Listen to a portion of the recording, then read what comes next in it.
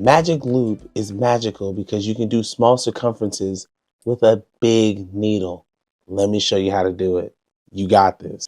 Okay, I have 28 stitches right here. I'm going to put 14 stitches on this part of the cable and 14 stitches on this part of the cable, and then I'm going to be able to join in the round.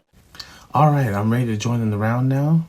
Getting ready to do that. So have your stitches rearranged and set up like this, just like you would in the round. Make sure nothing's twisted. And that's what I have right here. So I'm going to get ready to do that. I'm going to use my bottom needle as my action needle. I'm going to pull that out. My stitches are going to be stuck on that cord. And I am going to go ahead and just knit that first stitch, making sure not to twist anything, of course. And I'm going to go ahead and cinch that up really good and get going. We all know how to knit already, so I'm not going to show you how to knit.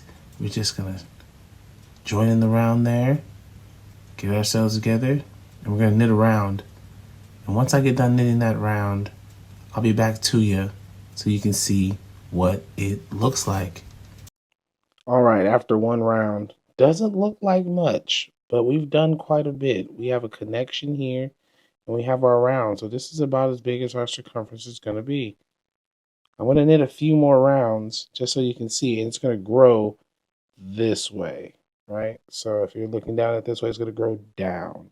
So I'm going to do a few more rounds so you can see what I'm talking about. And here we are back after a few rows. You can see how small my circumference is. It's about 28 stitches around, but I can do it on a giant needle. Isn't that nice? Magic loop. This is what makes it so magical.